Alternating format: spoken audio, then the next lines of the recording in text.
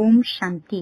ಇಂದಿನ ಪರಮಾತ್ಮನ ಮಹಾವಾಕ್ಯ ಮುರುಳಿ ದಿನಾಂಕ 14/5/2025. ಬಾಪ್ತಾದ ಮಧುಬನ. ಮಧುರ ಮಕ್ಕಳೇ, ನೀವೀಗ ಸಂಗಮ ಯುಗದಲ್ಲಿ ನಿವಾಸವನ್ನು ಮಾಡುತ್ತಿದ್ದೀರಾ.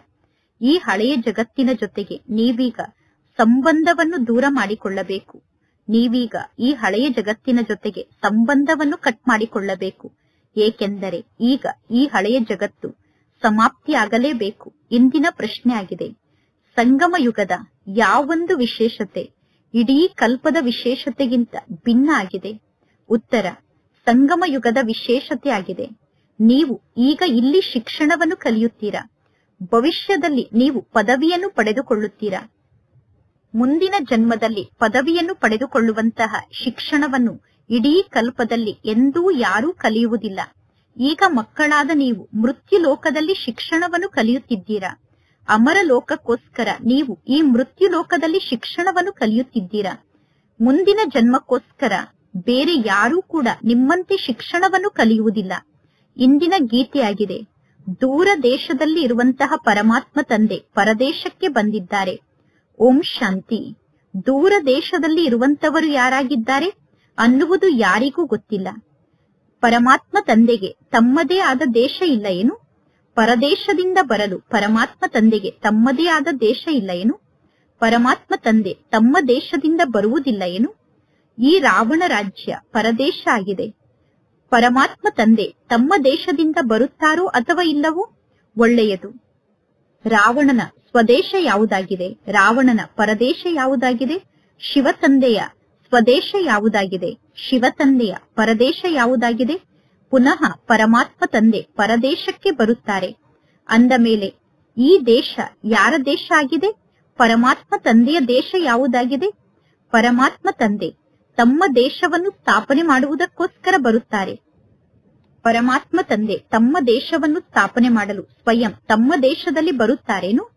ಒಬ್ಬರು ಅಥವಾ ಇಬ್ಬರು ಉತ್ತರವನ್ನು ತಿಳಿಸಿದರು. ಒಳ್ಳೆಯದು. ಈ ಎಲ್ಲಾ ಮಾತಿನ ಬಗ್ಗೆ ನೀವೀಗ ವಿಚಾರ ಸಾಗರ ಮಂಥನವನ್ನು ಮಾಡಬೇಕು. ಇದೆಲ್ಲ ಬಹಳಷ್ಟು ಅರ್ಥ ಮಾಡಿಕೊಳ್ಳುವಂತಹ ಜ್ಞಾನದ ಮಾತಾಗಿದೆ. ರಾವಣನ ಪರದೇಶದ ಬಗ್ಗೆ ಅನ್ಯರಿಗೆ ತಿಳಿಸುವುದು ಬಹಳ ಸಹಜ ಆಗಿದೆ. ರಾಮರಾಜ್ಯದಲ್ಲಿ ಎಂದೂ ರಾವಣ ಇರುವುದಿಲ್ಲ. ರಾಮರಾಜ್ಯಕ್ಕೆ ರಾವಣ ಬರುವುದಿಲ್ಲ. ಪರಮಾತ್ಮ ತಂದೆ ರಾವಣನ ದೇಶದಲ್ಲಿ ಬರಬೇಕಾಗುತ್ತದೆ. ಏಕೆಂದರೆ ರಾವಣ ರಾಜ್ಯವನ್ನು ಪರಮಾತ್ಮ ತಂದೆ ಪರಿವರ್ತನೆ ಮಾಡಬೇಕಾಗುತ್ತದೆ. ಈಗ ಇದು ಸಂಗಮ ಯುಗ ಆಗಿದೆ. ಪರಮಾತ್ಮ ತಂದೆ ಸತ್ಯುಗದಲ್ಲಿ ಬರುವುದಿಲ್ಲ. ಪರಮಾತ್ಮ ತಂದೆ ಕಲಿಯುಗದಲ್ಲೂ ಕೂಡ ಬರುವುದಿಲ್ಲ. ಪರಮಾತ್ಮ ತಂದೆ ಸಂಗಮ ಯುಗದಲ್ಲಿ ಬರುತ್ತಾರೆ. ಅಂದ ಮೇಲೆ ಇದು ರಾಮನ ದೇಶ ಕೂಡ ಹೌದು, ರಾವಣನ ದೇಶ ಕೂಡ ಹೌದು. ಒಂದು ಕಡೆ ರಾಮನ ದೇಶ ಇದೆ, ಇನ್ನೊಂದು ಕಡೆ ರಾವಣನ ದೇಶ ಇದೆ. ಈಗ ನೀವು ಸಂಗಮ ಯುಗದಲ್ಲಿ ಇದ್ದೀರಾ. ಆ ದಡದಲ್ಲಿ ರಾಮನ ದೇಶ ಇದೆ, ಈ ದಡದಲ್ಲಿ ರಾವಣನ ದೇಶ ಇದೆ. ಈಗ ಇದು ಸಂಗಮ ಯುಗ ಆಗಿದೆ. ಈಗ ಮಕ್ಕಳಾದ ನೀವು ಸಂಗಮ ಯುಗದಲ್ಲಿ ಕುಳಿತಿದ್ದೀರಾ. ನೀವೀಗ ಆ ಕಡೆಯೂ ಇಲ್ಲ, ಈ ಕಡೆಯೂ ಇಲ್ಲ. ನೀವೀಗ ಸ್ವಯಂವನ್ನು ಸಂಗಮ ಯುಗದ ನಿವಾಸಿ ಎಂದು ತಿಳಿದುಕೊಳ್ಳಬೇಕು. ಆ ರಾವಣನ ಜಗತ್ತಿನಲ್ಲಿ ಇರುವಂತಹ ಜನರ ಜೊತೆಗೆ ಈಗ ನಮಗೆ ಸಂಬಂಧ ಇಲ್ಲ. ಬುದ್ಧಿಯ ಮೂಲಕ ಈ ಹಳೆಯ ಜಗತ್ತಿನ ಜೊತೆಗಿರುವಂತಹ ಸಂಬಂಧವನ್ನು ಸಮಾಪ್ತಿ ಮಾಡಿಕೊಳ್ಳಬೇಕು. ನಾವು ಈ ಹಳೆಯ ಜಗತ್ತಿನಲ್ಲೇ ಇರುತ್ತೇವೆ, ಆದರೆ ಬುದ್ಧಿಯ ಮೂಲಕ ಅರ್ಥ ಮಾಡಿಕೊಂಡಿದ್ದೇವೆ. ಈಗ ಈ ಹಳೆಯ ಜಗತ್ತು ಸಮಾಪ್ತಿಯಾಗಲೇಬೇಕು. ಆತ್ಮ ಹೇಳುತ್ತದೆ, ಈಗ ನಾನು ಸಂಗಮ ಯುಗದಲ್ಲಿ ಇದ್ದೇನೆ. ಈಗ ಪರಮಾತ್ಮ ತಂದೆ ಬಂದಿದ್ದಾರೆ. ಪರಮಾತ್ಮ ತಂದೆಗೆ ಅಂಬಿಗಾ ಎಂದು ಕರೆಯುತ್ತೇವೆ. ನಾವೀಗ ಆ ದಡಕ್ಕೆ ಹೋಗುತ್ತಿದ್ದೇವೆ. ನಾವು ಹೇಗೆ ಹೋಗುತ್ತೇವೆ? ಯೋಗದ ಮೂಲಕ ನಾವು ಆ ದಡಕ್ಕೆ ಹೋಗುತ್ತೇವೆ. ಯೋಗಕ್ಕೋಸ್ಕರ ಕೂಡ ಜ್ಞಾನ ಇದೆ, ಜ್ಞಾನಕ್ಕೋಸ್ಕರ ಕೂಡ ಜ್ಞಾನ ಇದೆ. ಯೋಗವನ್ನು ಮಾಡುವುದಕ್ಕೋಸ್ಕರ ಇಲ್ಲಿ ಪರಮಾತ್ಮ ತಂದೆ ತಿಳಿಸುತ್ತಾರೆ, ಸ್ವಯಂವನ್ನು ಆತ್ಮ ಎಂದು ತಿಳಿದುಕೊಳ್ಳಿ. ನಂತರ ತಂದೆಯಾದ ನನ್ನನ್ನು ನೆನಪು ಮಾಡಿ. ಇದು ಕೂಡ ಜ್ಞಾನ ಆಗಿದೆ. ಜ್ಞಾನ ಅಂದರೆ ತಿಳುವಳಿಕೆ ಆಗಿದೆ. ಪರಮಾತ್ಮ ತಂದೆ ಮತವನ್ನು ನೀಡುವುದಕ್ಕೋಸ್ಕರ ಬಂದಿದ್ದಾರೆ. ಪರಮಾತ್ಮ ತಂದೆ ತಿಳಿಸುತ್ತಾರೆ, ಸ್ವಯಂವನ್ನು ಆತ್ಮ ಎಂದು ತಿಳಿದುಕೊಳ್ಳಿ. ಆತ್ಮವೇ 84 ಜನ್ಮವನ್ನು ಪಡೆದುಕೊಳ್ಳುತ್ತದೆ. ಪರಮಾತ್ಮ ತಂದೆ ಮಕ್ಕಳಿಗೆ ಜ್ಞಾನವನ್ನು ವಿಸ್ತಾರವಾಗಿ ತಿಳಿಸುತ್ತಾರೆ. ಈಗ ಈ ರಾವಣ ರಾಜ್ಯ ಸಮಾಪ್ತಿಯಾಗಲೇಬೇಕು. ಇದು ಕರ್ಮದ ಬಂಧನ ಆಗಿದೆ. ಸತ್ಯುಗದಲ್ಲಿ ಕರ್ಮ ಸಂಬಂಧ ಇರುತ್ತದೆ. ಬಂಧನ ದುಃಖದ ಹೆಸರಾಗಿದೆ, ಸಂಬಂಧ ಸುಖದ ಹೆಸರಾಗಿದೆ. ಈಗ ಕರ್ಮ ಬಂಧನವನ್ನು ಸಮಾಪ್ತಿ ಮಾಡಿಕೊಳ್ಳಬೇಕು. ಈ ಸಮಯದಲ್ಲಿ ನಾವೆಲ್ಲರೂ ಬ್ರಾಹ್ಮಣ ಸಂಬಂಧದಲ್ಲಿ ಇದ್ದೇವೆ, ಪುನಃ ದೈವಿ ಸಂಬಂಧದಲ್ಲಿ ಬರುತ್ತೇವೆ ಅನ್ನುವ ಜ್ಞಾನ ನಿಮ್ಮ ಬುದ್ಧಿಯಲ್ಲಿ ಇದೆ. ಬ್ರಾಹ್ಮಣ ಸಂಬಂಧ ಈ 1 ಜನ್ಮದ ಸಂಬಂಧ ಆಗಿದೆ. ಪುನಃ 8 ಜನ್ಮ ಮತ್ತು 12 ಜನ್ಮದವರೆಗೂ ದೈವಿ ಸಂಬಂಧದಲ್ಲಿ ನಾವು ಇರುತ್ತೇವೆ. ಅಂದರೆ ಸತ್ಯುಗದಲ್ಲಿ 8 ಜನ್ಮದವರೆಗೂ ದೈವಿ ಸಂಬಂಧದಲ್ಲಿ ಇರುತ್ತೇವೆ. ನಂತರ ತ್ರೇತಾಯುಗದಲ್ಲಿ 12 ಜನ್ಮದವರೆಗೂ ದೈವಿ ಸಂಬಂಧದಲ್ಲಿ ಇರುತ್ತೇವೆ. ಈ ಜ್ಞಾನ ಈಗ ನಿಮ್ಮ ಬುದ್ಧಿಯಲ್ಲಿ ಇದೆ. ಆದ್ದರಿಂದ ಈ ಕಲಿಯುಗದ ಚೀಚಿ ಕರ್ಮ ಬಂಧನದ ಬಗ್ಗೆ ನಿಮಗೆ ತಿರಸ್ಕಾರ ಬರುತ್ತದೆ. ಅಂದರೆ ನೀವೀಗ ಈ ಕಲಿಯುಗದ ಚೀಚಿ ಕರ್ಮ ಬಂಧನದ ಬಗ್ಗೆ ನಿಂದನೆಯನ್ನು ಮಾಡುತ್ತೀರಾ. ಈ ಜಗತ್ತಿನ ಕರ್ಮ ಬಂಧನದಲ್ಲಿ ನಾವೀಗ ಸಿಕ್ಕಿ ಹಾಕಿಕೊಳ್ಳಬಾರದು. ಇದೆಲ್ಲ ಅಸುರಿ ಕರ್ಮ ಬಂಧನ ಆಗಿದೆ ಅನ್ನುವ ಜ್ಞಾನ ಬುದ್ಧಿಯಲ್ಲಿ ಇದೆ. ಬುದ್ಧಿಯಲ್ಲಿ ಜ್ಞಾನ ಅಂತೂ ಇದೆ ತಾನೆ, ಇದೆಲ್ಲ ಅಸುರಿ ಕರ್ಮ ಬಂಧನ ಆಗಿದೆ ಎಂದು. ಈಗ ನಾವೆಲ್ಲರೂ ಒಂದೇ ಪ್ರಕಾರದ ಗುಪ್ತ ಯಾತ್ರೆಯಲ್ಲಿ ಇದ್ದೇವೆ. ಪರಮಾತ್ಮ ತಂದೆ ನಮಗೆ ಯಾತ್ರೆಯನ್ನು ಕಲಿಸಿದ್ದಾರೆ. ಪುನಃ ಈ ಕರ್ಮ ಬಂಧನದಿಂದ ನಾವು ಭಿನ್ನಾಗಿ ಕರ್ಮಾತೀತ ಸ್ಥಿತಿಯನ್ನು ರೂಪಿಸಿಕೊಳ್ಳುತ್ತೇವೆ. ಈಗ ನಮ್ಮ ಕರ್ಮದ ಬಂಧನ ಸಮಾಪ್ತಿಯಾಗಲೇಬೇಕು. ನಾವು ಪರಮಾತ್ಮ ತಂದೆಯನ್ನು ನೆನಪು ಮಾಡುತ್ತೇವೆ.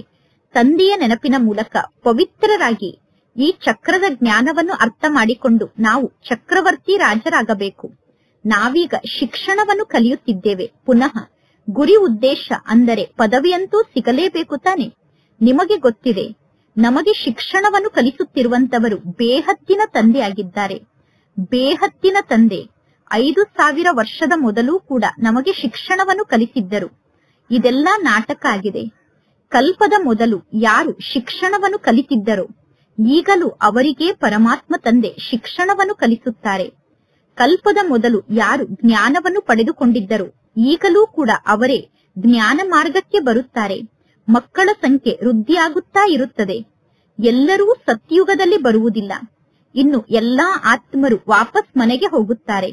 ಆ ಕಡೆ ನರಕ ಇದೆ, ಈ ಕಡೆ ಸ್ವರ್ಗ ಇದೆ. ಆ ಲೌಕಿಕ ಶಿಕ್ಷಣವನ್ನು ಕಲಿಯುವಂತಹ ವಿದ್ಯಾರ್ಥಿಗಳು ತಿಳಿದುಕೊಳ್ಳುತ್ತಾರೆ, ಇದು ನನ್ನ ಶಿಕ್ಷಣ ಆಗಿದೆ.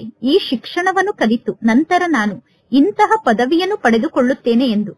ಈಗ ನಾವು ಸಂಗಮ ಯುಗದಲ್ಲಿ ಶಿಕ್ಷಣವನ್ನು ಕಲಿಯುತ್ತೇವೆ. ನಂತರ ಹೊಸ ಜಗತ್ತಿನಲ್ಲಿ ನಮಗೆ ಇದರ ಪದವಿ ಸಿಗುತ್ತದೆ. ಇದು ಹೊಸ ಮಾತಾಗಿದೆ. ಜಗತ್ತಿನ ಜನ ಎಂದೂ ಕೂಡ ನಾನು ಮುಂದಿನ ಜನ್ಮದಲ್ಲಿ ಪದವಿಯನ್ನು ಪಡೆದುಕೊಳ್ಳುವುದಕ್ಕೋಸ್ಕರ ಈ ಶಿಕ್ಷಣವನ್ನು ಕಲಿಯುತ್ತಿದ್ದೇನೆ ಎಂದು ಹೇಳುವುದಿಲ್ಲ. ನಾನು ಇಲ್ಲಿ ಕಲಿಯುತ್ತಿರುವ ಶಿಕ್ಷಣಕ್ಕೆ ಮುಂದಿನ ಜನ್ಮದಲ್ಲಿ ನನಗೆ ಪದವಿ ಸಿಗುತ್ತದೆ ಎಂದು ಜಗತ್ತಿನ ಜನ ಹೇಳುವುದಿಲ್ಲ. ಈ ಜನ್ಮದಲ್ಲಿ ಮುಂದಿನ ಅನೇಕ ಜನ್ಮದ ಪದವಿಯನ್ನು ಪಡೆದುಕೊಳ್ಳುವುದು ಕೇವಲ ಸಂಗಮ ಯುಗದಲ್ಲಿ ಮಾತ್ರ ನಡೆಯುತ್ತದೆ. ಕೇವಲ ಸಂಗಮ ಯುಗದಲ್ಲಿ ಮಾತ್ರ ಈ ಜನ್ಮದ ಕರ್ಮದ ಮೂಲಕ ಮುಂದಿನ ಅನೇಕ ಜನ್ಮಕ್ಕೋಸ್ಕರ ಫಲವನ್ನು ಪಡೆದುಕೊಳ್ಳುತ್ತೇವೆ. ಪರಮಾತ್ಮ ತಂದೆ ಸಂಗಮ ಯುಗದಲ್ಲೇ ಬರುತ್ತಾರೆ. ನೀವೀಗ ಪುರುಷೋತ್ತಮರಾಗುವುದಕ್ಕೋಸ್ಕರ ಶಿಕ್ಷಣವನ್ನು ಕಲಿಯುತ್ತಿದ್ದೀರಾ. ಪರಮಾತ್ಮ ತಂದೆ ಒಮ್ಮೆ ಮಾತ್ರ ಈ ಸೃಷ್ಟಿಗೆ ಬರುತ್ತಾರೆ. ಭಗವಂತ ತಂದೆ ಜ್ಞಾನದ ಸಾಗರ ಆಗಿ ಬಂದು ಒಮ್ಮೆ ಮಾತ್ರ ಈ ಜ್ಞಾನದ ಶಿಕ್ಷಣವನ್ನು ನಮಗೆ ಕಲಿಸುತ್ತಾರೆ. ಹೊಸ ಜಗತ್ತಾದಂತಹ ಅಮರಪುರಿಗೋಸ್ಕರ ಪರಮಾತ್ಮ ತಂದೆ ಈ ಜ್ಞಾನದ ಶಿಕ್ಷಣವನ್ನು ಕಲಿಸುತ್ತಾರೆ. ಇದು ಕಲಿಯುಗ ಆಗಿದೆ. ಕಲಿಯುಗ ಮೃತ್ಯುಲೋಕ ಆಗಿದೆ. ನಾವೀಗ ಸತ್ಯುಗಕ್ಕೋಸ್ಕರ ಜ್ಞಾನದ ಶಿಕ್ಷಣವನ್ನು ಕಲಿಯುತ್ತಿದ್ದೇವೆ. ನರಕದ ನಿವಾಸಿಗಳಿಂದ ಸ್ವರ್ಗದ ನಿವಾಸಿಗಳಾಗುವುದಕ್ಕೋಸ್ಕರ ಈ ಜ್ಞಾನದ ಶಿಕ್ಷಣವನ್ನು ಕಲಿಯುತ್ತಿದ್ದೇವೆ. ಇದು ಪರದೇಶ ಆಗಿದೆ. ಸತ್ಯುಗ ನಮ್ಮ ಸ್ವಯಂನ ದೇಶ ಆಗಿದೆ. ನಮ್ಮ ಸ್ವದೇಶ ಆದಂತಹ ಸತ್ಯುಗಕ್ಕೆ ಪರಮಾತ್ಮ ತಂದೆ ಬರುವ ಅವಶ್ಯಕತೆ ಇಲ್ಲ. ಈಗ ಮಕ್ಕಳಿಗೋಸ್ಕರ ಆ ದೇಶ ಇದೆ. ಮಕ್ಕಳಾದ ನಿಮಗೋಸ್ಕರ ಸತ್ಯುಗ ಇದೆ. ಸತ್ಯುಗದಲ್ಲಿ ರಾವಣ ಕೂಡ ಬರುವುದಿಲ್ಲ. ರಾವಣ ಮಾಯ ಆಗಿ ಬಿಡುತ್ತಾನೆ. ಪುನಃ ದ್ವಾಪರ ಯುಗದಲ್ಲಿ ರಾವಣ ಬರುತ್ತಾರೆ. ಅಂದ ಮೇಲೆ ಪರಮಾತ್ಮ ತಂದೆ ಕೂಡ ಸತ್ಯುಗ ಬಂದಾಗ ಮಾಯ ಆಗಿ ಬಿಡುತ್ತಾರೆ. ಸತ್ಯುಗದಲ್ಲಿ ಪರಮಾತ್ಮ ತಂದೆಯ ಬಗ್ಗೆ ಯಾರಿಗೂ ಗೊತ್ತಿರುವುದಿಲ್ಲ. ಅಂದ ಮೇಲೆ ಸತ್ಯುಗದಲ್ಲಿ ಪರಮಾತ್ಮ ತಂದೆಯನ್ನು ಹೇಗೆ ನೆನಪು ಮಾಡಲು ಸಾಧ್ಯ? ಸುಖದ ಪದವಿ ಪೂರ್ಣ ಆಗುತ್ತದೆ. ನಂತರ ಪುನಃ ರಾವಣ ರಾಜ್ಯ ಪ್ರಾರಂಭ ಆಗುತ್ತದೆ. ಈ ರಾವಣ ರಾಜ್ಯಕ್ಕೆ ಪರದೇಶ ಎಂದು ಕರೆಯಲಾಗುತ್ತದೆ. ಈಗ ನಿಮಗೆ ಗೊತ್ತಿದೆ, ನಾವು ಸಂಗಮ ಯುಗದಲ್ಲಿ ಇದ್ದೇವೆ. ನಮಗೆ ಮಾರ್ಗವನ್ನು ತೋರಿಸುವುದಕ್ಕೋಸ್ಕರ ಪರಮಾತ್ಮ ತಂದೆ ಸಿಕ್ಕಿದ್ದಾರೆ. ಇನ್ನು ಉಳಿದ ಎಲ್ಲಾ ಆತ್ಮರು ಪೆಟ್ಟನ್ನು ತಿನ್ನುತ್ತಿರುತ್ತಾರೆ. ಯಾರು ಬಹಳಷ್ಟು ಪೆಟ್ಟನ್ನು ತಿಂದಿದ್ದಾರೋ, ಕಲ್ಪದ ಮೊದಲು ಯಾರಿಗೆ ಮಾರ್ಗ ಗೊತ್ತಾಗಿತ್ತೋ ಈ ಕಲ್ಪದಲ್ಲೂ ಅವರೇ ಈ ಜ್ಞಾನ ಮಾರ್ಗಕ್ಕೆ ಬರುತ್ತಾರೆ.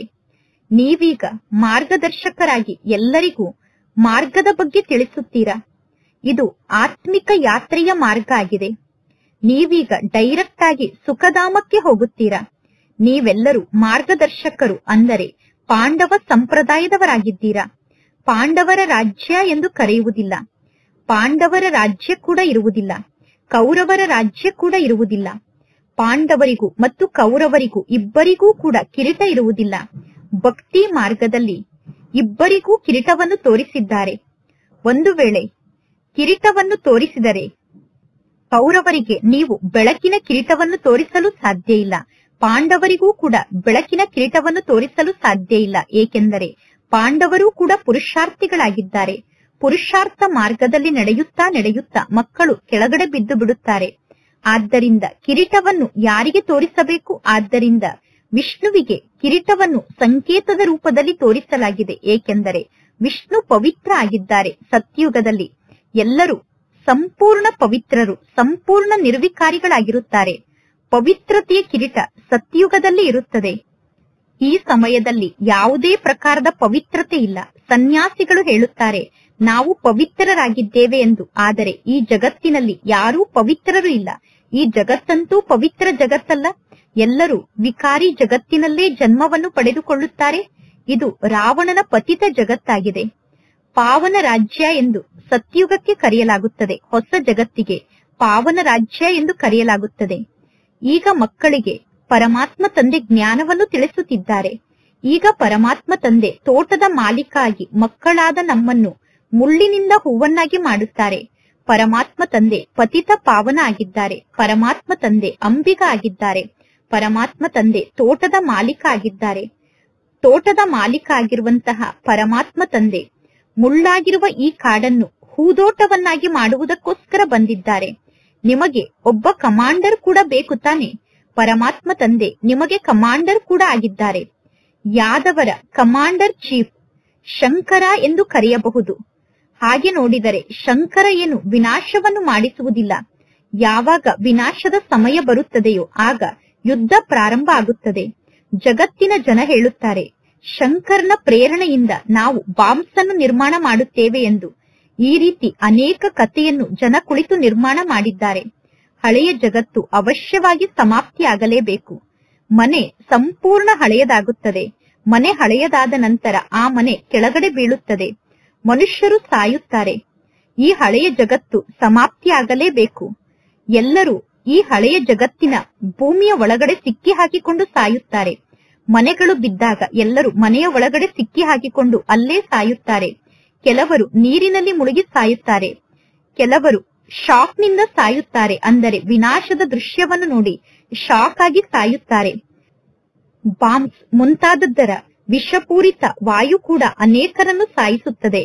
ಈಗ ಮಕ್ಕಳ ಬುದ್ಧಿಯಲ್ಲಿ ಇದೆ, ಈ ಜಗತ್ತಿನ ವಿನಾಶ ಆಗಲೇಬೇಕು. ನಾವೀಗ ಆ ದಡಕ್ಕೆ ಹೋಗುತ್ತಿದ್ದೇವೆ. ಕಲಿಯುಗ ಪೂರ್ಣ ಆಗುತ್ತಿದೆ. ಈಗ ಅವಶ್ಯವಾಗಿ ಸತ್ಯುಗ ಸ್ಥಾಪನೆ ಆಗಲೇಬೇಕು. ಅರ್ಧ ಕಲ್ಪದವರೆಗೂ ಪುನಃ ಯಾವುದೇ ಪ್ರಕಾರದ ಯುದ್ಧ ನಡೆಯುವುದಿಲ್ಲ. ಈಗ ಪರಮಾತ್ಮ ತಂದೆ ಬಂದಿರುವುದೇ ನಮ್ಮ ಮೂಲಕ ಪುರುಷಾರ್ಥವನ್ನು ಮಾಡಿಸುವುದಕ್ಕೋಸ್ಕರ. ಇದು ಅಂತಿಮ ಅವಕಾಶ ಆಗಿದೆ. ಇದು ಲಾಸ್ಟ್ ಚಾನ್ಸ್ ಆಗಿದೆ. ನೀವೀಗ ಸ್ವಲ್ಪ ತಡವನ್ನು ಮಾಡಿದರೂ ಕೂಡ ಇದ್ದಕ್ಕಿದ್ದಂತೆ ಸತ್ತು ಹೋಗುತ್ತೀರಾ. ಸಾವು ಸಮ್ಮುಖದಲ್ಲೇ ನಿಂತಿದೆ. ಇದ್ದಕ್ಕಿದ್ದಂತೆ ಕುಳಿತಲ್ಲೇ ಮನುಷ್ಯರು ಸಾಯುತ್ತಾರೆ. ಸಾಯುವುದಕ್ಕಿಂತ ಮೊದಲು ನೆನಪಿನ ಯಾತ್ರೆಯಲ್ಲಿ ಸ್ಥಿತಾಗಿ. ಈಗ ಮಕ್ಕಳಾದ ನೀವು ವಾಪಸ್ ಮನೆಗೆ ಹೋಗಬೇಕು. ಆದ್ದರಿಂದ ಪರಮಾತ್ಮ ತಂದೆ ತಿಳಿಸುತ್ತಾರೆ, ಮಕ್ಕಳೇ ಈಗ ಮನೆಯನ್ನು ನೆನಪು ಮಾಡಿ. ಮನೆಯ ನೆನಪಿನಲ್ಲಿ ಸ್ಥಿತ ಆದರೆ ಅಂತಮತಿ ಸೋಗತಿ ಆಗುತ್ತದೆ. ಅಂದರೆ ಅಂತಿಮ ಸಮಯದಲ್ಲಿ ಮನೆಯಾದಂತಹ ಪರಮಧಾಮದ ನೆನಪಿನಲ್ಲಿ ಶರೀರವನ್ನು ತ್ಯಾಗ ಮಾಡಿದರೆ ನೀವು ಮನೆಯಾದ ಪರಮಧಾಮಕ್ಕೆ ಹೋಗುತ್ತೀರಾ. ಆದರೆ ಕೇವಲ ಮನೆಯನ್ನು ನೆನಪು ಮಾಡಿದರೆ ನಿಮ್ಮ ಪಾಪ ವಿನಾಶ ಆಗುವುದಿಲ್ಲ. ಪರಮಾತ್ಮ ತಂದೆಯನ್ನು ನೆನಪು ಮಾಡಿದರೆ ನಿಮ್ಮ ಪಾಪ ವಿನಾಶ ಆಗುತ್ತದೆ. ಅಂದ ಮೇಲೆ ನೀವೀಗ ನಿಮ್ಮ ಮನೆಗೆ ವಾಪಸ್ ಹೋಗುತ್ತೀರಾ. ಆದ್ದರಿಂದ ನೀವು ಪರಮಾತ್ಮ ತಂದೆಯನ್ನು ನೆನಪು ಮಾಡುತ್ತಿರಬೇಕು. ನೀವೀಗ ಸ್ವಯಂನ ಚಾರ್ಟ್ ಅನ್ನು ನೋಡಿಕೊಳ್ಳಿ. ಆಗ ನಿಮಗೆ ಗೊತ್ತಾಗುತ್ತದೆ, ಇಡೀ ದಿನದಲ್ಲಿ ನಾನು ಎಂತಹ ಕಾರ್ಯವನ್ನು ಮಾಡಿದೆ, ಇಡೀ ದಿನದಲ್ಲಿ ನಾನು ಯಾವುದೇ ತಪ್ಪನ್ನು ಮಾಡಲಿಲ್ಲ ತಾನೆ ಎಂದು ಚಾರ್ಟ್ ಅನ್ನು ನೋಡಿಕೊಂಡಾಗ ನಿಮಗೆ ಗೊತ್ತಾಗುತ್ತದೆ. ನೀವು 5 ವರ್ಷದವರಿರುವಾಗಿನಿಂದ ಅಥವಾ 6 ವರ್ಷದ ಮಕ್ಕಳಿರುವಾಗಿನಿಂದ ಇಲ್ಲಿಯವರೆಗೂ ನಿಮ್ಮ ಜೀವನದಲ್ಲಿ ನೀವು ಎಂತೆಂತಹ ಕಾರ್ಯವನ್ನು ಮಾಡಿದ್ದೀರಾ ಅನ್ನುವ ಮಾತು ನೆನಪಿನಲ್ಲಿ ಇರುತ್ತದೆ ತಾನೆ. ಎಂದೂ ಈ ರೀತಿ ತಿಳಿದುಕೊಳ್ಳಬೇಡಿ. ಇಡೀ ದಿನ ನಾವು ಮಾಡಿರುವ ತಪ್ಪಿನ ಬಗ್ಗೆ ಪರಮಾತ್ಮ ತಂದೆಗೆ ಪತ್ರವನ್ನು ಬರೆಯುತ್ತಿರಬೇಕು ಎಂದು ತಿಳಿದುಕೊಳ್ಳಬೇಡಿ. ಇಡೀ ದಿನದಲ್ಲಿ ಎಷ್ಟು ಸಮಯ ಪರಮಾತ್ಮ ತಂದೆಯನ್ನು ನೆನಪು ಮಾಡಿದೆ ಅನ್ನುವ ಮಾತಿನ ನೆನಪಂತೂ ಇರುತ್ತದೆ ತಾನೆ. ಹೂದೋಟದಲ್ಲಿ ಕುಳಿತು ಇಷ್ಟು ಸಮಯ ಪರಮಾತ್ಮ ತಂದೆಯನ್ನು ನೆನಪು ಮಾಡಿದೆ. ಅಂಗಡಿಯಲ್ಲಿ ಕುಳಿತಿದ್ದೆ, ಯಾವ ಗಿರಾಕಿಗಳೂ ಇರಲಿಲ್ಲ, ಆಗ ನಾನು ತಂದೆಯ ನೆನಪಿನಲ್ಲಿ ಕುಳಿತಿದ್ದೆ. ಈ ರೀತಿ ಆಂತರ್ಯದಲ್ಲೇ ನಾನು ಎಷ್ಟು ಸಮಯ ಪರಮಾತ್ಮ ತಂದೆಯನ್ನು ನೆನಪು ಮಾಡಿದೆ ಎಂದು ನೋಟ್ ಮಾಡಿಕೊಳ್ಳಬೇಕು. ಒಂದು ವೇಳೆ ನೀವು ಅದನ್ನು ಬರೆಯಬೇಕು ಎಂದು ಬಯಸಿದರೆ ನೀವು ಡೈರಿಯನ್ನು ಇಡಬೇಕಾಗುತ್ತದೆ. ಮುಖ್ಯ ಮಾತಂತೂ ತಂದೆಯ ನೆನಪೇ ಆಗಿದೆ. ನೀವೀಗ ತಮೋ ಪ್ರಧಾನರಿಂದ ಸತೋ ಪ್ರಧಾನ ಆಗುವುದು ಹೇಗೆ ಅನ್ನುವುದೇ ಮುಖ್ಯ ಮಾತಾಗಿದೆ. ತಮೋ ಪ್ರಧಾನರಿಂದ ಸತೋ ಪ್ರಧಾನರಾಗುವುದೇ ಮುಖ್ಯ ಮಾತಾಗಿದೆ. ನಾವೀಗ ಹೇಗಾದರೂ ಮಾಡಿ ಪವಿತ್ರ ಜಗತ್ತಿಗೆ ಮಾಲೀಕರಾಗಬೇಕು. ನಾವು ಪವಿತ್ರ ಜಗತ್ತಿಗೆ ಹೇಗೆ ಮಾಲೀಕರಾಗುವುದು ಅನ್ನುವುದೇ ಮುಖ್ಯವಾದ ಮಾತಾಗಿದೆ.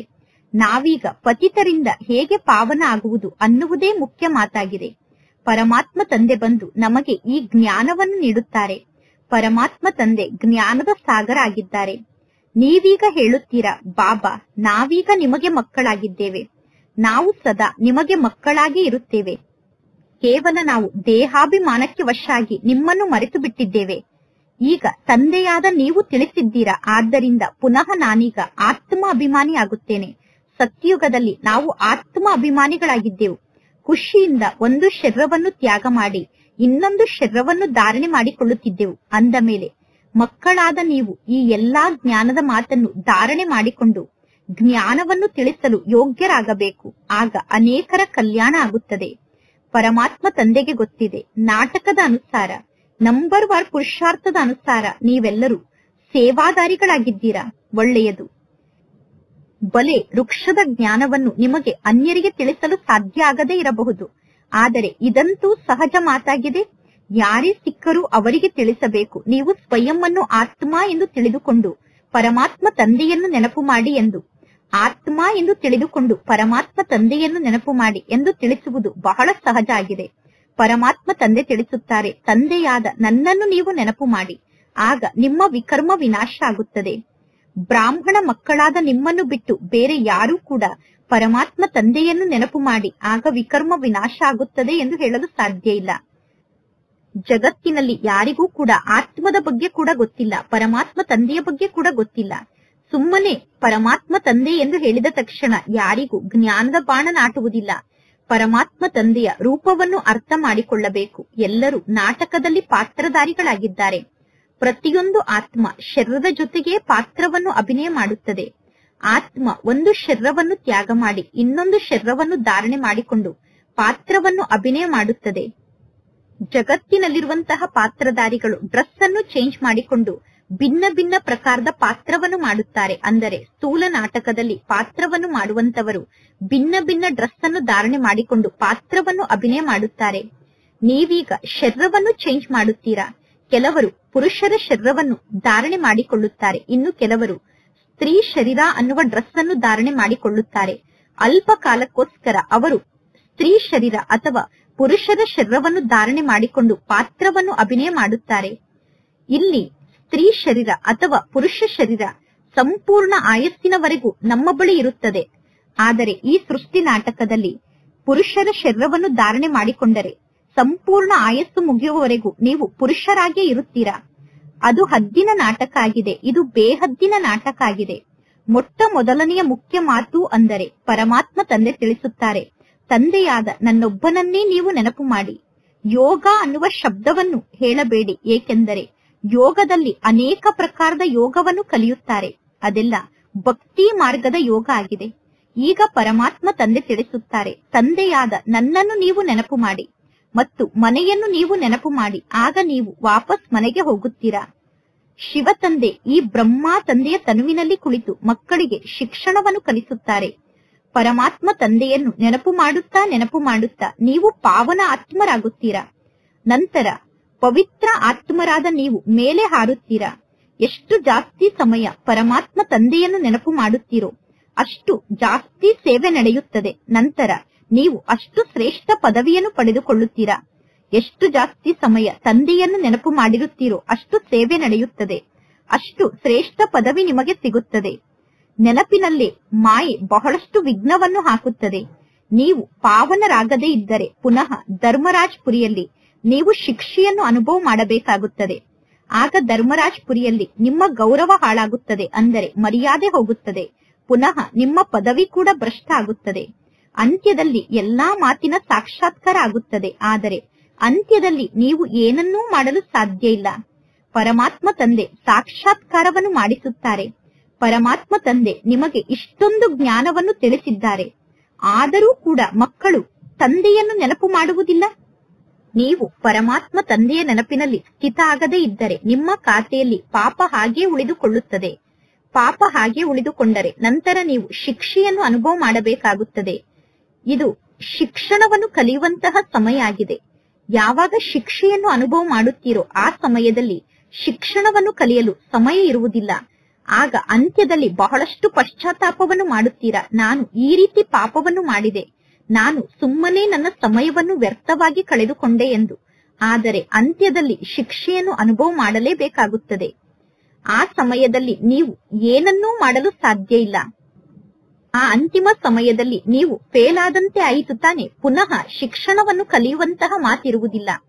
ಈ ಶಿಕ್ಷಣದಲ್ಲಿ ನೀವು ಫೇಲ್ ಆದರೆ ಸದಾ ಕಾಲಕ್ಕೋಸ್ಕರ ಫೇಲ್ ಆದಂತೆ. ಆ ಲೌಕಿಕ ಶಿಕ್ಷಣದಲ್ಲಿ ಫೇಲ್ ಆದರೆ ಅವರು ಪುನಃ ಶಿಕ್ಷಣವನ್ನು ಕಲಿಯುತ್ತಾರೆ. ಆದರೆ ಇಲ್ಲಿ ನೀವು ಫೇಲ್ ಆದರೆ ಈ ಶಿಕ್ಷಣವೇ ಸಮಾಪ್ತಿಯಾಗುತ್ತದೆ. ಅಂತಿಮ ಸಮಯದಲ್ಲಿ ಪಶ್ಚಾತ್ತಾಪವನ್ನು ಪಡಬಾರದು. ಅದಕ್ಕೋಸ್ಕರ ಪರಮಾತ್ಮ ತಂದೆ ಮಕ್ಕಳಿಗೆ ಸಲಹೆಯನ್ನು ನೀಡುತ್ತಾರೆ. ಮಕ್ಕಳೇ, ಚೆನ್ನಾಗಿ ಶಿಕ್ಷಣವನ್ನು ಕಲಿಯಿರಿ. ಅಲ್ಲ ಸಲ್ಲದ ವ್ಯರ್ಥ ಮಾತಿನಲ್ಲಿ ನಿಮ್ಮ ಸಮಯವನ್ನು ವ್ಯರ್ಥವಾಗಿ ಕಳೆಯಬೇಡಿ. ನೀವು ಸಮಯವನ್ನು ವ್ಯರ್ಥವಾಗಿ ಕಳೆದರೆ ನೀವು ಬಹಳಷ್ಟು ಪಶ್ಚಾತ್ತಾಪವನ್ನು ಪಡಬೇಕಾಗುತ್ತದೆ. ಮಾಯೆ ಮಕ್ಕಳ ಮೂಲಕ ಬಹಳಷ್ಟು ತಪ್ಪು ಕಾರ್ಯವನ್ನು ಮಾಡಿಸುತ್ತದೆ. ಎಂದು ನೀವು ಕಳ್ಳತನವನ್ನು ಮಾಡಬಾರದು. ಯಾರು ಎಂದೂ ಕಳ್ಳತನವನ್ನು ಮಾಡಿಲ್ಲವೋ ಮಾಯೆ ಅಂತವರ ಮೂಲಕ ಕೂಡ ಕಳ್ಳತನವನ್ನು ಮಾಡಿಸುತ್ತದೆ. ನಂತರ ಅವರಿಗೆ ನೆನಪಿಗೆ ಬರುತ್ತದೆ, ಮಾಯೆ ನನ್ನ ಮೂಲಕ ಈ ರೀತಿ ಮೋಸವನ್ನು ಮಾಡಿದ್ದೆ ಎಂದು. ಮೊದಲು ಕಳ್ಳತನವನ್ನು ಮಾಡುವಂತಹ ವಿಚಾರ ಮನಸ್ಸಿನಲ್ಲಿ ಉತ್ಪನ್ನ ಆಗುತ್ತದೆ. ನಾನು ಇಂತಹ ವಸ್ತುವನ್ನು ಯಾರಿಗೂ ಗೊತ್ತಾಗದಂತೆ ಕಳ್ಳತನವನ್ನು ಮಾಡಬೇಕು ಅನ್ನುವ ವಿಚಾರ ಮನಸ್ಸಿನಲ್ಲಿ ಬರುತ್ತದೆ. ಯಾವುದು ಸರಿ ಯಾವುದು ತಪ್ಪು ಎಂದು ಅರ್ಥ ಮಾಡಿಕೊಳ್ಳುವ ಬುದ್ಧಿಯಂತೂ ಇದೆ ತಾನೆ. ಈಗ ಬುದ್ಧಿಯಂತೂ ಸಿಕ್ಕಿದೆ ತಾನೆ. ಈ ವಸ್ತುವನ್ನು ನಾನು ಕಳ್ಳತನ ಮಾಡಿದರೆ ಇದು ತಪ್ಪಾಯಿತು ತಾನೆ. ಈ ವಸ್ತುವನ್ನು ಯಾರಿಗೂ ಗೊತ್ತಾಗದಂತೆ ಎತ್ತಿಕೊಳ್ಳುವುದು ತಪ್ಪು ಕಾರ್ಯ ಆಯಿತು ತಾನೆ. ನೀವು ಯಾರಿಗೂ ಗೊತ್ತಾಗದಂತೆ ವಸ್ತುವನ್ನು ಕಳ್ಳತನ ಮಾಡದೇ ಇದ್ದರೆ ನೀವು ಸರಿಯಾದ ಮಾರ್ಗದಲ್ಲಿ ನಡೆದಂತೆ. ಅಂದ ಮೇಲೆ ನೀವೀಗ ಏನನ್ನು ಮಾಡಬೇಕು? ಪವಿತ್ರರಾಗಿ ಇರುವುದು ಒಳ್ಳೆಯದಾಗಿದೆ ಎಂದು ಅನ್ಯರ ಸಂಘದಲ್ಲಿ ಬಂದು ಪವಿತ್ರತೆಯನ್ನು ಲೂಸ್ ಮಾಡಿಕೊಳ್ಳಬಾರದು. ಅನ್ಯ ವ್ಯಕ್ತಿಗಳ ಕೆಟ್ಟ ಸಂಘದಲ್ಲಿ ಬಂದು ನಿಮ್ಮ ಪವಿತ್ರತೆಯ ಗುಣವನ್ನು ಸಡಿಲ ಮಾಡಿಕೊಳ್ಳಬಾರದು. ನಾವೆಲ್ಲರೂ ಪರಸ್ಪರ ಸೋದರ ಸೋದರಿಯರಾಗಿದ್ದೇವೆ. ಅಂದ ಮೇಲೆ ನಾವೇಕೆ ಹೆಸರು ರೂಪದಲ್ಲಿ ಸಿಕ್ಕಿ ಹಾಕಿಕೊಳ್ಳುತ್ತೇವೆ? ಎಂದೂ ದೇಹಾಭಿಮಾನಕ್ಕೆ ವಶ ಆಗಬಾರದು. ಆದರೆ ಮಾಯೆ ಬಹಳಷ್ಟು ಶಕ್ತಿಶಾಲಿಯಾಗಿದೆ. ಮಾಯೆ ಮಕ್ಕಳ ಮೂಲಕ ತಪ್ಪು ಕಾರ್ಯವನ್ನು ಮಾಡಿಸುತ್ತದೆ. ಮಕ್ಕಳ ಮೂಲಕ ತಪ್ಪು ಕಾರ್ಯವನ್ನು ಮಾಡಿಸಲು ಮಾಯೆ ಪ್ರಯತ್ನವನ್ನು ಪಡುತ್ತದೆ. ಮಾಯೆ ತಪ್ಪು ಕಾರ್ಯವನ್ನು ಮಾಡಿಸುವಾಗ ತಪ್ಪು ಕಾರ್ಯವನ್ನು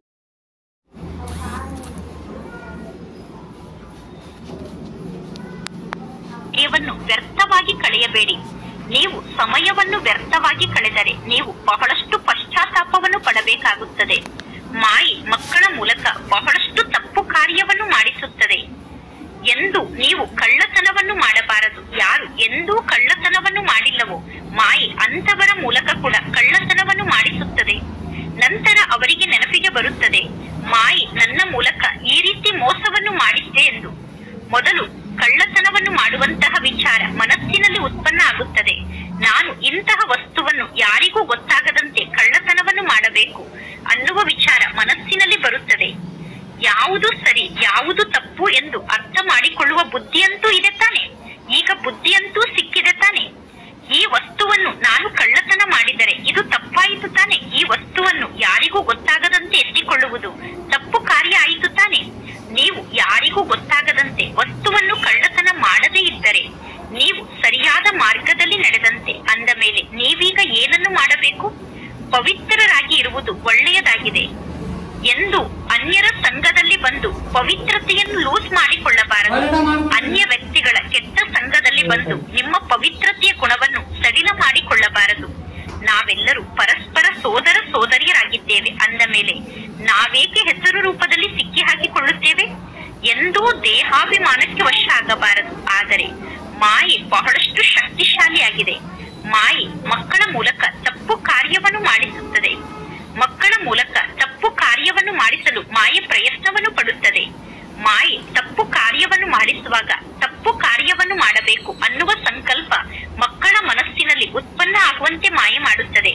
ಪರಮಾತ್ಮ ತಂದೆ ತಿಳಿಸುತ್ತಾರೆ, ನೀವೀಗ ತಪ್ಪು ಕಾರ್ಯವನ್ನು ಮಾಡಬಾರದು.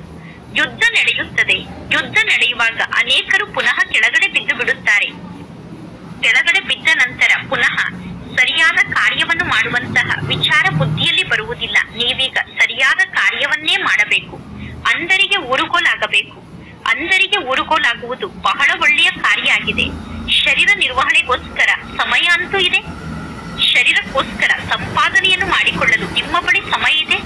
ರಾತ್ರಿ ನಿದ್ದೆಯನ್ನು ಕೂಡ ಮಾಡಬೇಕು. ಆತ್ಮಕ್ಕೆ ಸುಸ್ತಾಗುತ್ತದೆ. ಸುಸ್ತಾದಾಗ ಆತ್ಮ ಹೋಗಿ ಮಲಗಿ ಬಿಡುತ್ತದೆ. ಆತ್ಮ ಮಲಗಿದಾಗ ಶರೀರ ಕೂಡ ಮಲಗುತ್ತದೆ. ಅಂದ ಮೇಲೆ ಶರೀರ ನಿರ್ವಹಣೆಗೋಸ್ಕರ ನಿಮ್ಮ ಬಳಿ ಸಮಯ ಇದೆ. ವಿಶ್ರಾಂತಿಯನ್ನು ತೆಗೆದುಕೊಳ್ಳಲು ಅಂದರೆ ನಿದ್ದೆಯನ್ನು ಮಾಡಲು ನಿಮ್ಮ ಬಳಿ ಸಮಯ ಇದೆ. ಇನ್ನು ಉಳಿದ ಸಮಯದಲ್ಲಿ ತಂದೆಯಾದ ನನ್ನ ಸೇವೆಯಲ್ಲಿ ತೊಡಗಿ ನೆನಪಿನ ಚಾರ್ಟ್ ಅನ್ನು ಬರೆಯಿರಿ. ಮಕ್ಕಳಾದ ನೀವೀಗ ಪರಮಾತ್ಮ ತಂದೆಗೆ ಪತ್ರವನ್ನು ಬರೆಯುತ್ತೀರಾ. ಪುರುಷಾರ್ಥ ಮಾರ್ಗದಲ್ಲಿ ನಡೆಯುತ್ತಾ ನಾನು ಫೇಲ್ ಆಗಿ ಬಿಟ್ಟೆ ಎಂದು. ಪರಮಾತ್ಮ ತಂದೆಯನ್ನು ನೀವು ನೆನಪು ಮಾಡುವುದಿಲ್ಲ. ತಂದೆಯನ್ನು ನೆನಪು ಮಾಡದೇ ಇದ್ದರೆ, ನೀವು ಸೇವೆಯನ್ನು ಮಾಡದೇ ಇದ್ದರೆ ನಿಮ್ಮ ಮೂಲಕ ಕೆಟ್ಟ ಕಾರ್ಯ ನಡೆಯುತ್ತದೆ. ಒಳ್ಳೆಯದು. ಮಧುರಾತಿ ಮಧುರ ಅಗಲಿ ಹೋಗಿ ಮರಳಿ ಸಿಕ್ಕಿರುವ ಮಕ್ಕಳ ಪ್ರತಿ ಮಾಸ್ಪಿತಾ ಬಾಪ್ತಾದರವರ ನೆನಪು, ಪ್ರೀತಿ ಹಾಗೂ ಸುಪ್ರಭಾತ. ಆತ್ಮಿಕ ಮಕ್ಕಳಿಗೆ ಆತ್ಮಿಕ ತಂದೆಯ ನಮಸ್ತೆ. ಆತ್ಮಿಕ ತಂದೆಗೆ ಆತ್ಮಿಕ ಮಕ್ಕಳ ನೆನಪು, ಪ್ರೀತಿ ಹಾಗೂ ನಮಸ್ತೆ ನಮಸ್ತೆ ನಮಸ್ತೆ. ಧಾರಣೆಗೋಸ್ಕರ ಮುಖ್ಯ ಸಾರ. ಫಸ್ಟ್ ಪಾಯಿಂಟ್, ಅಲ್ಲ ಸಲ್ಲದ ವ್ಯರ್ಥ ಮಾತನ್ನು ಮಾತನಾಡುತ್ತಾ ನಿಮ್ಮ ಸಮಯವನ್ನು ವ್ಯರ್ಥವಾಗಿ ಕಳೆಯಬಾರದು. ಮಾಯೆ ನಮ್ಮ ಮೂಲಕ ಯಾವುದೇ ಉಲ್ಟಾ ಕಾರ್ಯವನ್ನು ಮಾಡಿಸಬಾರದು ಅನ್ನುವ ಮಾತಿನ ಬಗ್ಗೆ ಗಮನ ಇರಬೇಕು. ಸಂಘ ದೋಷದಲ್ಲಿ ಬಂದು ಎಂದೂ ಕೂಡ ಪವಿತ್ರತೆಯನ್ನು ಲೂಸ್ ಮಾಡಿಕೊಳ್ಳಬಾರದು. ಸಂಘ ದೋಷದಲ್ಲಿ ಬಂದು ಅಪವಿತ್ರರಾಗಬಾರದು. ದೇಹಾಭಿಮಾನಕ್ಕೆ ವಶಾಗಿ ಎಂದೂ ಯಾರ ಹೆಸರು ರೂಪದಲ್ಲೂ ಕೂಡ ಸಿಕ್ಕಿ ಹಾಕಿಕೊಳ್ಳಬಾರದು. ಸೆಕೆಂಡ್ ಪಾಯಿಂಟ್, ಮನೆಯ ನೆನಪಿನ ಜೊತೆಗೆ ಪರಮಾತ್ಮ ತಂದೆಯನ್ನೂ ಕೂಡ ನೆನಪು ಮಾಡಬೇಕು. ನೆನಪಿನ ಚಾರ್ಟ್ ನ ಡೈರಿಯನ್ನು ಇಡಬೇಕು. ಡೈರಿಯಲ್ಲಿ ನೋಟ್ ಮಾಡಿಕೊಳ್ಳಬೇಕು. ಇಡೀ ದಿನದಲ್ಲಿ ನಾನು ಎಂತೆಂತಹ ಕಾರ್ಯವನ್ನು ಮಾಡಿದೆ, ಇಡೀ ದಿನದಲ್ಲಿ ಎಷ್ಟು ಸಮಯ ಪರಮಾತ್ಮ ತಂದೆಯ ನೆನಪಿನಲ್ಲಿ ಸ್ಥಿತ ಆಗಿದ್ದೆ ಎಂದು. ಇಂದಿನ ವರದಾನ ಆಗಿದೆ, ನಮ್ರತೆ ಅನ್ನುವ ಕವಚದ ಮೂಲಕ ವ್ಯರ್ಥ ಅನ್ನುವ ರಾವಣನನ್ನು ಸುಡುವಂತಹ ಸತ್ಯ ಸ್ನೇಹಿಗಳು ಮತ್ತು ಸಹಯೋಗಿಗಳಾಗಿ ನಿಮ್ಮ ಸಂಘಟನೆಯಲ್ಲಿ ಯಾರು ಎಷ್ಟೇ ಅವಗುಣ ಅಥವಾ ತಪ್ಪನ್ನು ಹುಡುಕಲು ಪ್ರಯತ್ನ ಪಟ್ಟರೂ ಕೂಡ ನಿಮ್ಮ ಸಂಘಟನೆಯ ಮಧ್ಯದಲ್ಲಿ ಸ್ವಭಾವ ಸಂಸ್ಕಾರದ ಘರ್ಷಣೆ ಕಾಣಿಸಬಾರದು.